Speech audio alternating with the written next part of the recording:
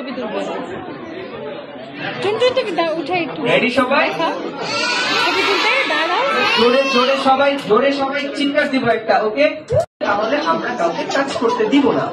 কি করবো না টাচ করতে দিব না আমরা টাচ করার জন্য অ্যালাউ করবো না সোফি আমি কি চুলটা ঠিক করে দিব ওকে